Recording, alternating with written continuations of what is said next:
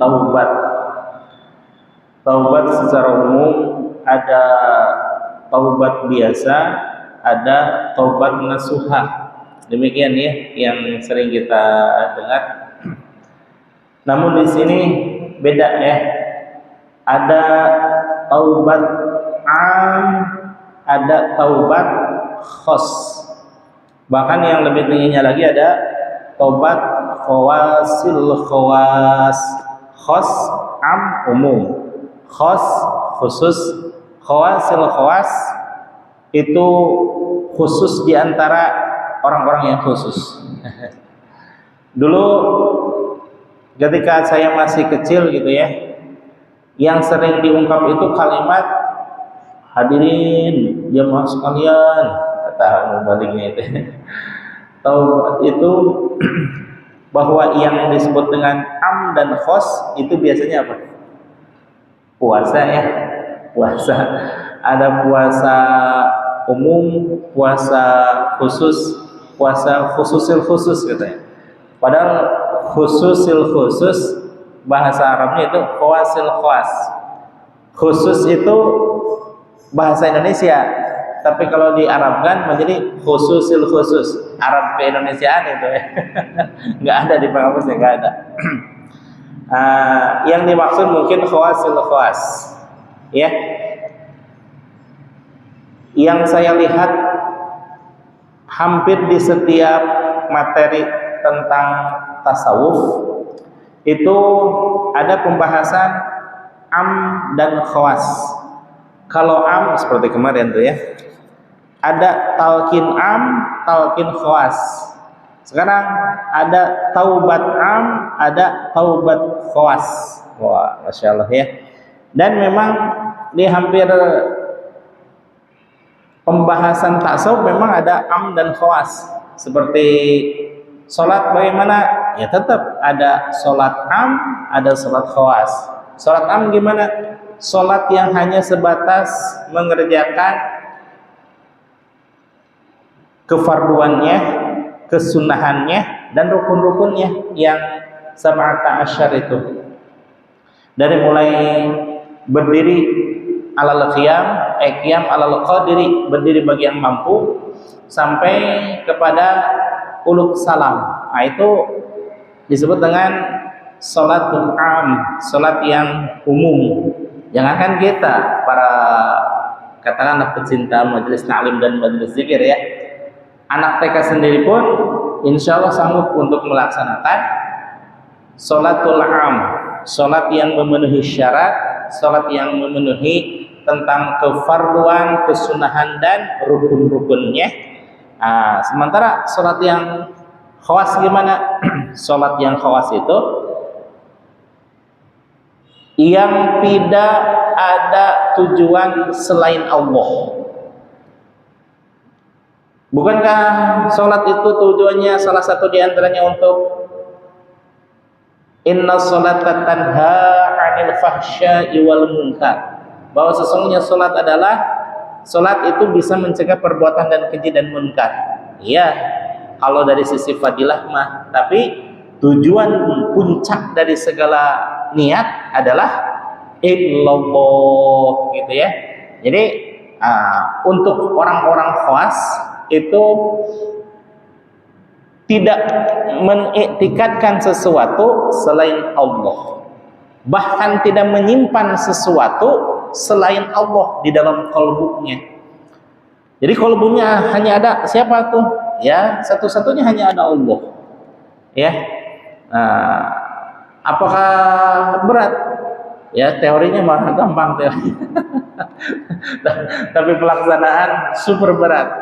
Saya juga di antara taubat am dengan taubat yang khawas sampai khawasul khawas, ayo weh putruk tina berkutat di taubat am saya mah gitu ya. Bari jeung taubat nate sebulan sekali saya. Kalau Rasulullah bagaimana? Subhanallah. Sekalipun Rasulullah Shallallahu Alaihi Wasallam hakul yakin tidak ada dosa di dalam dirinya, kalaupun toh ada kesalahan yang sebangsa hakul adami, bersifat a'radul basyariyah, sifat-sifat kemanusiaan, detik itu pula langsung dimaafkan oleh Allah Subhanahu wa taala. Bagaimana dengan Mang Qaudar? Siapa lu kata Allah teh. Ibadah jarang, maksiat tiap tempat, tiap waktu. Pengen nggak ada dosa, nehi kata Allah teh ya. Nggak bisa tuh. Demikian juga dengan puasa, kurban. Kurban ada kurban khos, ada kurban am, ada kurban khas, ya. Atau dengan istilah yang lebih gamblang lagi di dalam susunan Syekh Abdul Qadir Al-Jailani, al-ghunyah li talibi tariqil haq. Di dalam al-ghunyah disebutkan bahwa kurban itu ada dua. Pertama kurban syariat, kedua kurban thariqah. Bagaimana dengan kurban syariah? Kurban syariah ya yang sebagaimana kita laksanakan tiap tahun ya. Datang ke panitia, menyerahkan uang sekitar 3,5 juta gitu ya, atau 3,7 juta atau 4 juta sekitarnya lah gitu ya. Dengan niat Pak Panitia, saya nitip uang kurban untuk dibelikan hewan kurban, terserah mau sapi atau kambing. Yang jelas saya menyerahkan kurban kepada panitia. Kata panitia, insyaallah qabiltu, saya terima biridhoillah, dengan insyaallah mudah-mudahan Allah meridhoi kita sekalian. Jadilah itu kurban. Menunggu pelaksanaan sepekan 2 pekan, Idul Adha, disembelih, jadi itu hewan kurban disembelih. Kurbanlah kita ikut sebagaimana pada umumnya. Bisa kurban lagi kapan kira-kira? Kalau kurban syariah ya tahun depan. Tahun depan seandainya kita pengen bersedekah daging pun tidak bisa dengan sebutan kurban. Sedekah daging gitu ya. Apa beli satenya atau gulenya atau daging mentahnya disedekahkan aja gitu ya. Kalau ngikut kurban syariat. Bagaimana dengan kurban thariqah? Kurban thariqah itu lebih spesifik urusan hati. Kalau tadi kelihatan fisiknya, kelihatan tanduknya, kelihatan kulitnya, kelihatan bulunya, bahkan kelihatan muncrat darahnya. Kalau kurban thariqah tidak seperti itu ya. Kurban thariqah bahkan tidak memerlukan biaya sedikit pun. Tidak memerlukan panitia, hanya kita dengan Allah Subhanahu wa taala. Bagaimana pelaksanaannya? Kalau dirasa ada sifat-sifat hewan di dalam diri kita, mohon maaf, di dalam diri saya. Kalau yang jeleknya emang nggak boleh diungkapkan pada orang lain ya, tembakan kepada saya aja. Kalau dirasa ada sifat-sifat hewan di dalam diri saya, seperti apa sifat hewannya? Apakah seperti sifat ayam? Sifat ayam tidak termasuk ya, namanya juga kurban ya. Ada spesifik tertentu yang disebut hewan kurban itu kambing atau kibas, kerbau, sapi, unta. Hanya 5 ya. Bagaimana kalau rusa? Tidak umum atau rusa, walaupun halal tapi tidak umum. Kuda, bagaimana kuda? Halal tapi tidak bisa dijadikan sebagai hewan kurban. Karena hewan kurban itu khas, makhsus, yang sudah tentu dan dikhususkan. Karena Rasul menyatakan daging hewan kurban itu hanya seperti itu, ya seperti itu ya, tidak bisa diutak-atik. Nah, kalau kurban thariqah bagaimana? Kurban thariqah mah tidak memerlukan biaya, tidak memerlukan tempat, tidak memerlukan panitia. Yang berkewajiban untuk kurban siapa? Saya. Yang paling banyak sifat kambingnya, paling banyak sifat sapinya, paling banyak sifat kerbaunya. Di antara ciri khas sapi, kerbau, kambing, unta dan lain sebagainya, apa itu? Salah satunya kalau seandainya disiapkan rumput atau daun-daunan, pernah nggak bertanya itu sapi dan kerbau, ini rumput tuan saya atau rumput orang lain? Kan nggak pernah gitu ya. Yang penting kalau si sapi atau sapi atau kambing, saya lihat, saya berminat, saya sikat, ya udah minggat nih. Yang penting perut kenyang gitu ya, kata kambing dan sapinya. Nah, ketika di sekeliling kita banyak rizki yang bercampuran antara halal dan haram, kalau kita mah selaku kaum muslimin, terutama umat Rasulullah SAW berpikir, memang rizki itu banyak, tapi yang halal dan berkah itu yang dicari, ya. Maka ketika mencari ilmu pun tidak sekedar ilmu apapun dikeduk, tidak. Ilmu itu ada yang harus dicari, itu adalah ilmu yang ada khasyatullahnya, ilmu yang ada perasaan takut kepada Allah Subhanahu wa taala. Sebagaimana hadis menyatakan, man izdada ilma walam yazdad huda lam yazdad minallahi illa bu'da. Siapa orang yang bertambah ilmunya, memang ilmu tidak terasa bertambahnya gimana sih, enggak kayak harta gitu ya, bertambahnya plok gitu ya. Ada penambahan nilai nominal atau rekening kita makin gendut, atau benda-benda di rumah makin banyak. Tidak, kalau ilmu mah dirasa subhanallah, hati itu makin tenang.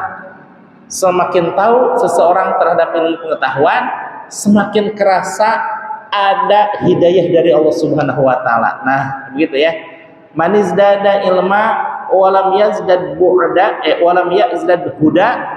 Siapa orang yang bertambah ilmu tapi tidak bertambah hidayah petunjuknya dari Allah Subhanahu wa taala, lam yazdad ilallahi illa bu'da. Bukannya bertambah dekat kepada Allah, justru semakin jauh. Kan banyak orang-orang yang berilmu, orang-orang yang berpendidikan, orang-orang yang bergelar, semakin tinggi gelarnya, semakin memandang bahwa orang lain tuh, siapa sih kamu? Orang nggak berpendidikan. Ada kan? Ada. Kalau ilmu yang dicari khasyatillah, ada khasyatullahnya, perasaan takut kepada Allah, tidak mungkin orang seperti itu.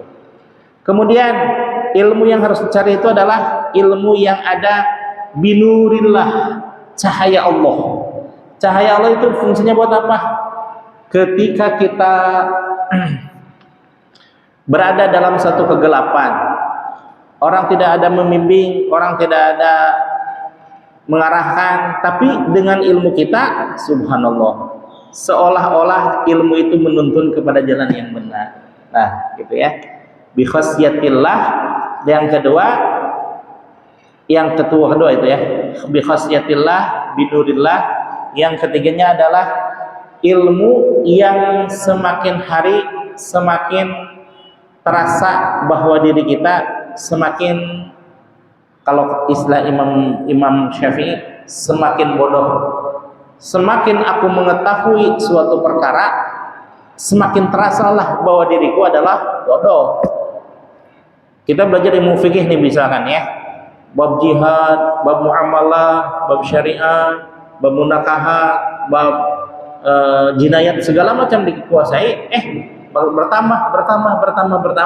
Oh, ternyata ilmu teh demikian luas tabahurnya ya, sehingga aku betapa bodohnya diri saya. Nah, Imam Syafi'i itu luar biasa. Sudah madzuriyah Rasul, sudah mawaliullah, sudah mawali besar, ulama besar, masih merasa bahwa diri beliau itu bodoh.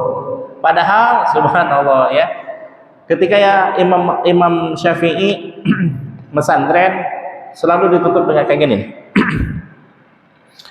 pakai namanya gutroh, sorban yang disanggulkan kepada kepala, itu namanya gutroh. Begini, kemudian telinganya disumpel tuh sama kapas.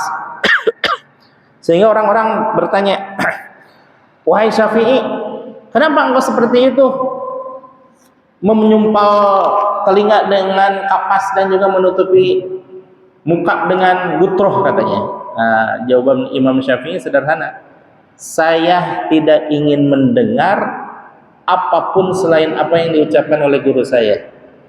Maksudnya bahwa ilmu-ilmu yang saya dengar itu ingin ilmu yang bersanad, tidak sembarangan ilmu masuk ke dalam pikiran saya. Dan saya menutupi dengan gutroh ini supaya saya tidak melihat apapun yang diperbuat orang lain selain melihat guru saya. Subhanallah, luar biasa istimewa ya.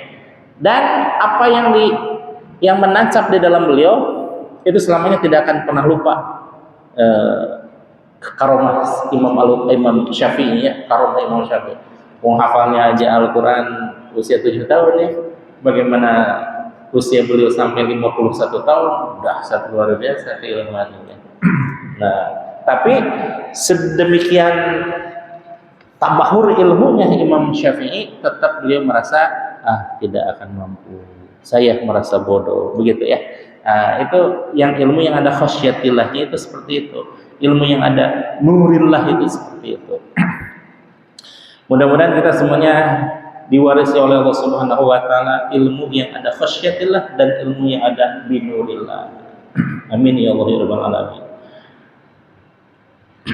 Wa qala al-musannifu, berkata Imam al-musannif yakni Syekh Abdul Qadir Al-Jailani, fataubatu, adapun yang disebut dengan taubat. Oh, tadi belum selesai tentang kurban ya. Mohon maaf. Nah, kurban thariqah itu adalah kurban yang setiap saat bisa kita laksanakan. Apa harus menunggu tahun depan? Tidak. Tiap tahun, tiap bulan, tiap pekan, tiap hari, bahkan tiap jam dan tiap detik kita bisa berkurban. Kenapa? Ada seret-seret gitu ya. Kalau misalkan lihat tetangga pakai pakaian baru, panas tiris gitu ya. Padahal rezeki orang lain. Apalagi lihat tetangga beli TV, harus beli botrek ya itu mah. Pas giliran tetangga beli sepeda, subhanallah, masuk rumah sakit gitu, Pak. Itu berarti kan ada sisi batin yang rusak. Ada ketidaksenangan terhadap kesenangan orang lain. Padahal kalau orang lain senang, ya kita ikut bahagia. Kenapa? Minimal ya pinjemlah atau dibonceng gitu ya. Nah gitu. Jadi ketika ada sifat-sifat penyakit batin, kita berkurban dengan mengikuti ketentuan-ketentuan di dalam ilmu tasawuf gitu ya. Itu kurban secara thariqah. Baik, sekarang pembahasan mengenai taubat am. Fataubatu, adapun taubat ala nau'aini, ada dua macam antara taubat am dengan taubat khawas. Kalau di sini hanya dibacakan dua macam saja ya untuk merincikan permasalahan. Yang pertama taubatul am, taubatnya orang-orang yang umum, wa taubatul khas, dan juga taubat khas, orang-orang yang khusus. Bagaimana orang yang khusus? Nah, nanti setelah pembahasan taubatul am. Ayyarji'a, fataubatul am, adapun taubat am adalah ayyarji'a, bahwasannya kembali seseorang minal maksiyati, dari perbuatan maksiat, ila taati, kepada perbuatan taat. Sebagaimana pekan lalu kita membahas tentang surah Al-Furqan ayat 70, bahwa Allah menyatakan man taba, ialah orang-orang yang bertaubat, wa amana, dan beriman, wa amila amalan solihan, dan beramal dengan amal soleh, faulaika, maka orang-orang seperti itu, orang yang bertaubat, orang yang beriman, orang yang melakukan amal soleh, yubaddilullahu sayyiatihim, Allah menggantikan kesalahan-kesalahan mereka hasanatin, dengan kebaikan. Subhanallah ya. Jadi orang yang taubat, berhubung kita orang yang beriman dan senantiasa melaksanakan amal soleh, insya Allah ketika kita bertobat, maka kesalahan-kesalahan yang kita lakukan dihapuskan oleh Allah dan digantikan dengan kebaikan. Luar biasa maha murahnya Allah ya. Minal maksiati ila ta'at, bergantinya perbuatan yang tadinya maksiat ke dalam ketaatan kepada Allah dan Rasulnya. Wa minadz-dzami mati, dan dari perbuatan yang buruk atau yang tercela, ilal hamidati, kepada perbuatan yang terpuji. Wa minal jahimi, dan dari perbuatan menuju jalan neraka, ilal jannati, menuju perjalanan ke surga. Subhanallah ya. Maksiat itu bunga-bunganya neraka, sedangkan taat itu bunga-bunganya surga. Tapi kalau surga mah dipenuhi dengan jalan berliku, penuh onak dan duri, batu berkeliki dan sebagainya, sehingga orang agak malas untuk menuju akhirat. Agak malasnya apa? Dilihat ya, di hampir ini mah tidak semuanya. Hampir setiap majelis taklim itu sepi. Berbeda ketika saya pekan yang lalu reunian di Pondok Pesantren Salafiyah Syafi'iyah Situbondo Sukorejo gitu ya. Begitu melihat, ya kalau saya mah biasa-biasa aja gitu ya, taklimnya kayak gini. Begitu melihat ke Situbondo, santrinya aja 21.000. Belum alumni, ditambah wali santri dan juga simpatisan yang hadir memenuhi. Subhanallah, pengajian itu 3 hari. Sampai subhanallah ya, takjub lah gitu ya melihat. Alhamdulillah saya dijadikan oleh Allah Subhanahu wa taala sebagai bagian dari alumni Situbondo ya. Walaupun sampai hari ini pun tetap saya merasa menjadi santri, tidak menjadi alumni. Kan alumni hanya sekali-kali gitu ya. Tapi santri mah insya Allah mudah-mudahan selamanya bisa ngaji dimanapun adanya gitu ya.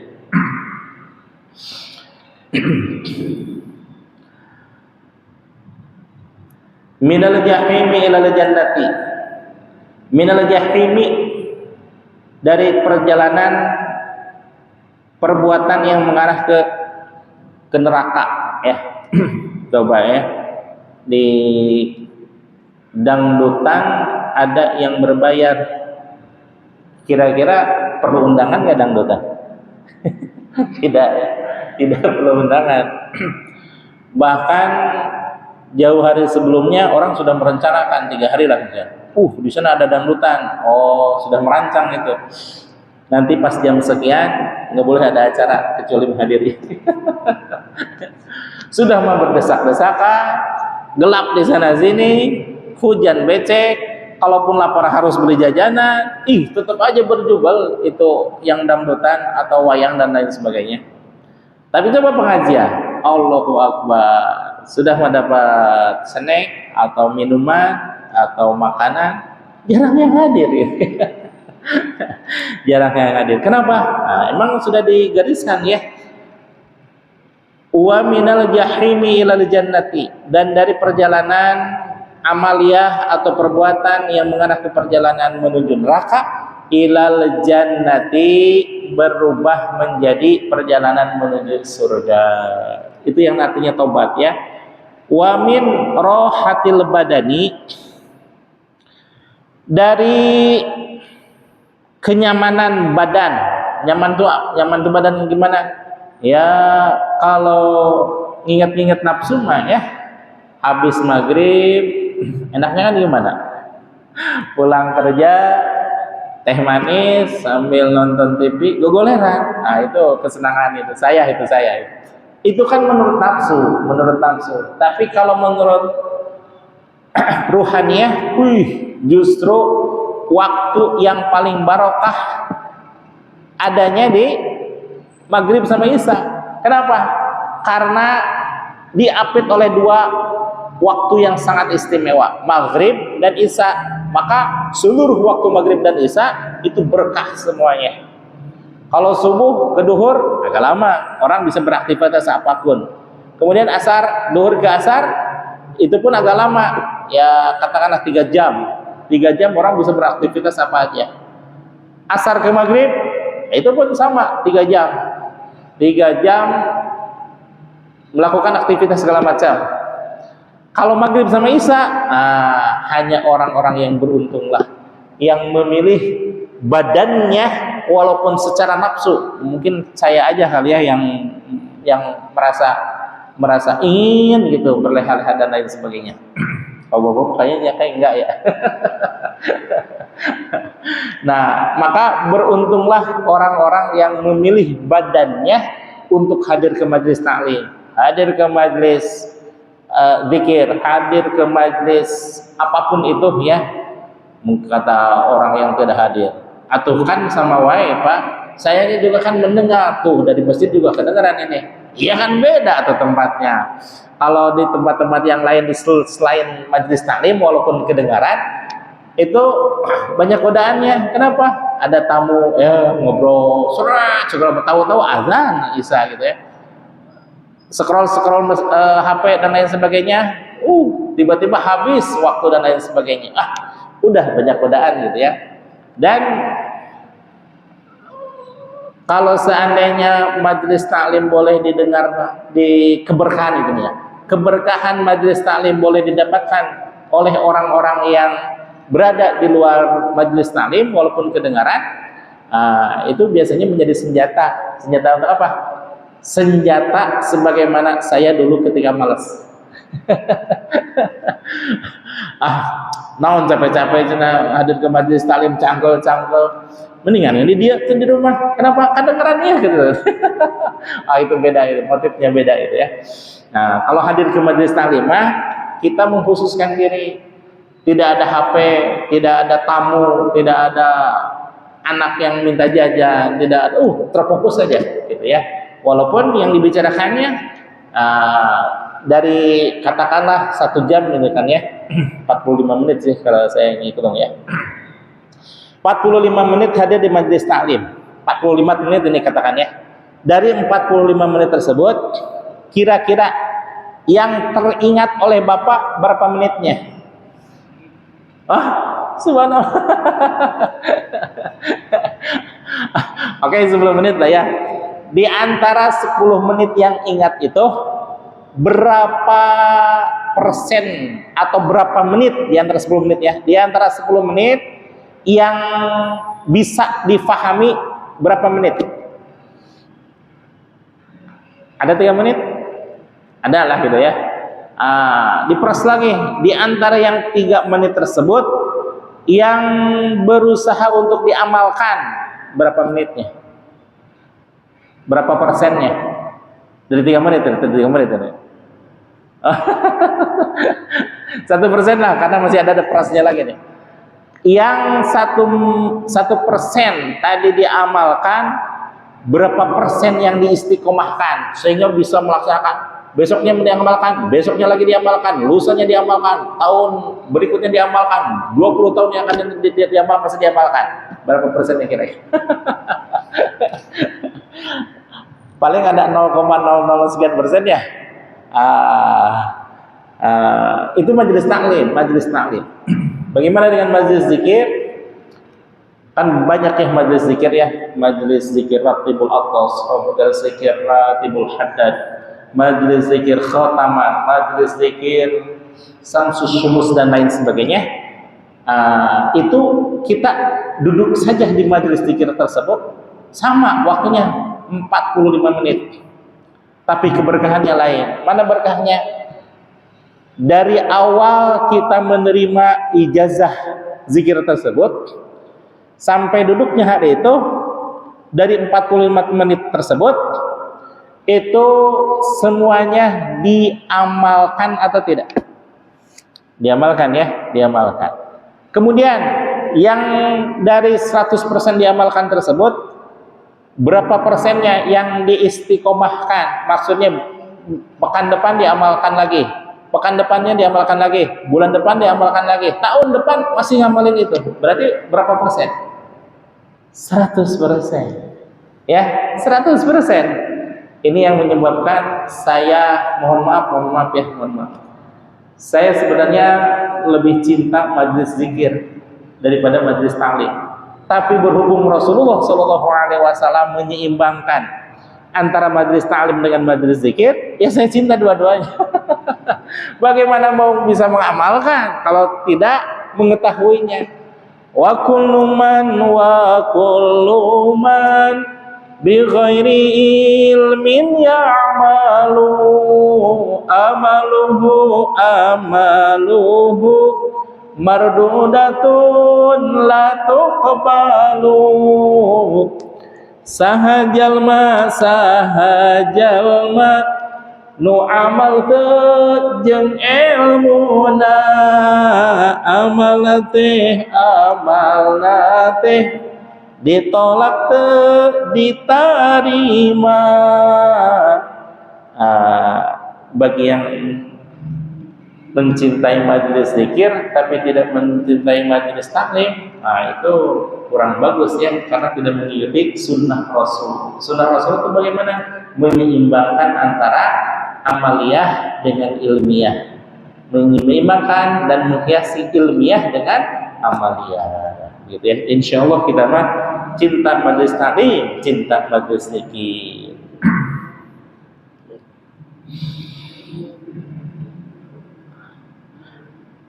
Wa min rohatil badani, dan dari kesenangan mengikuti keinginan badan, ila masyaqqatin nafsi, kepada masyaqqat itu kesulitan, sulitnya diri, dan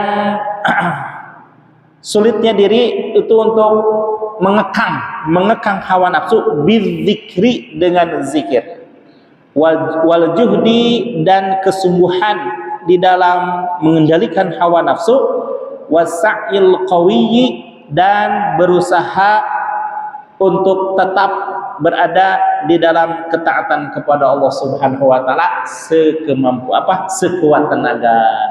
Maka ada istilah, kalau seandainya kita beramal soleh, maka lakukanlah seikhlas-ikhlasnya.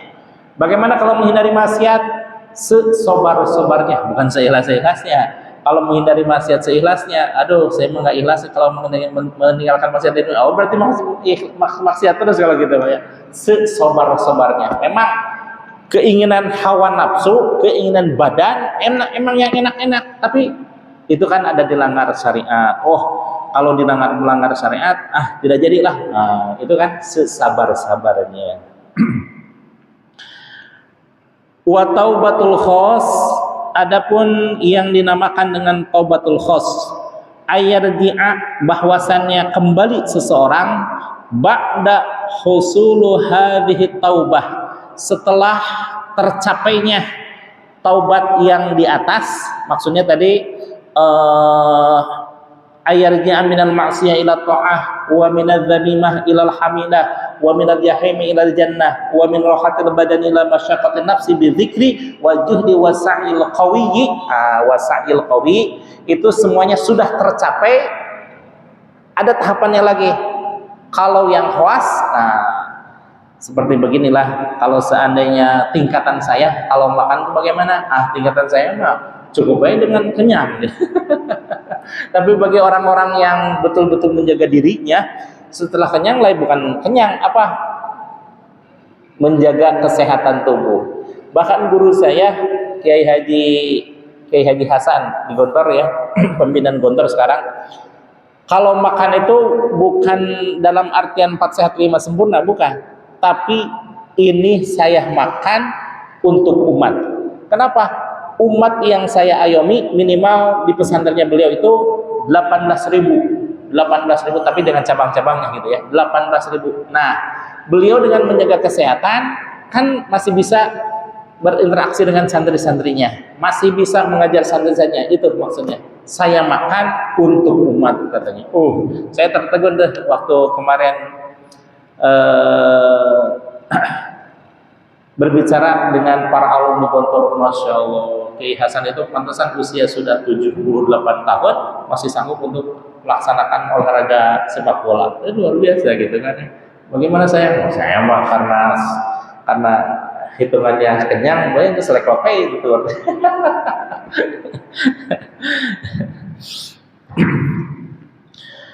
Wa taubatul khos, adapun taubat khos ayarji'a, bahwasanya kembali seseorang ba'da husuni hadhihi taubati, setelah tercapainya tingkatan martabat taubat yang di atas, minal hasanati, dari kebaikan-kebaikan, ilal ma'rifah. Nah, beda ya. Kalau yang khos itu tujuannya hanya Allah, dan kalau taubatul am, taubat orang-orang yang umum itu dari minas sayyiat, dari kesalahan-kesalahan. Bagaimana kalau taubatnya orang ma'rifat?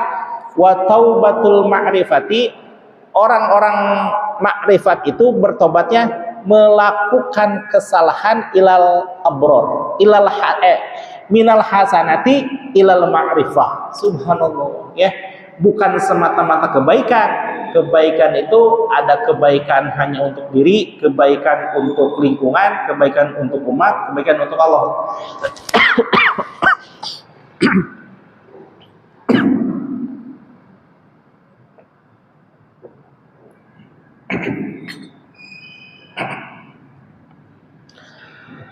Kalau orang bermakrifat hanya khusus untuk Allah, gitu ya. Bagaimana ibadahnya? Ibadahnya untuk Allah. Bagaimana dengan untuk urusan zuhud aja gitu ya. Zuhudnya orang makrifat itu bukan zuhud dari dunia, bukan. Di dalam Minah Husaniyah qala Syekh Abdul Qadir Al-Jailani, bahwa orang zuhud itu meninggalkan urusan akhirat hanya untuk Allah. Nah, bagaimana itu urusan akhirat? Kan urusan akhirat pun itu untuk Allah. Tidak. Urusan akhirat itu ada yang bersifat pahala, ada yang bersifat surgawi. Nah, untuk pahala dan surgawi kan ini sudah meninggalkan dunia, tapi tidak untuk orang yang ma'rifat. Bahwa untuk orang ma'rifat tidak butuh dengan pahala, tidak butuh dengan surga. Yang dibutuhkan hanya apa? Hanya rahmat dan ridho Allah, gitu ya. Maka munajatnya pun khusus. Munajatnya apa? Ilahi anta maqsudi, ya Allah, hanya Engkaulah yang aku maksud. Wa ridhoka matlubi, dan keriduanmu lah yang aku cari. Oleh karena itu ya Allah, karena aku tidak mencari pahala dan tidak mencari sesuatu selain Engkau, a'tini mahabbataka wa ma'rifatak, hunjamkan ke dalam diri saya ya Allah rasa cinta dan ma'rifat kepadamu, gitu ya.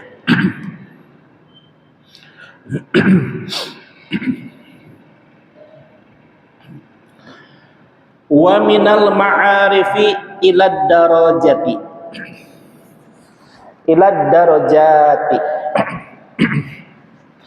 dan dari makrifat dinaikkan lagi makomnya menjadi makom darajah. Darajah itu apa? Darajah itu tingkatan-tingkatan makom-makom seseorang, tapi ditingkatkan lagi. Wa minad darajati ilal qurbah. Subhanallah. Dan dari makom darajah ke makom qurbah. Derajatan tadi tingkatan-tingkatan, makom-makom. Tapi kalau sudah bicara tentang qurbah, wah, sudah tidak ada tingkatan lagi. Kenapa? Karena makom qurbah itu adalah kedekatan seseorang dengan Allah. Bisa kedekatan melalui proses-proses amaliyah, bisa memang Allah menghendaki orang itu ada di dalam makom darajah, makom qurbah. Karena disampaikan di dalam Al-Hikam oleh Syekh Ibnu Athaillah As-Sakandari bahwa makom qurbah ini Ada dua, makom dengan bil ikhtiyari, dengan proses amaliyah tertentu, dan yang paling hebat adalah bit tajrid, karena memang Allah menghendaki bahwa orang itu ada di dalam makom qurbah. Ya udah, ibarat kata tidak berproses pun kalau Allah menghendaki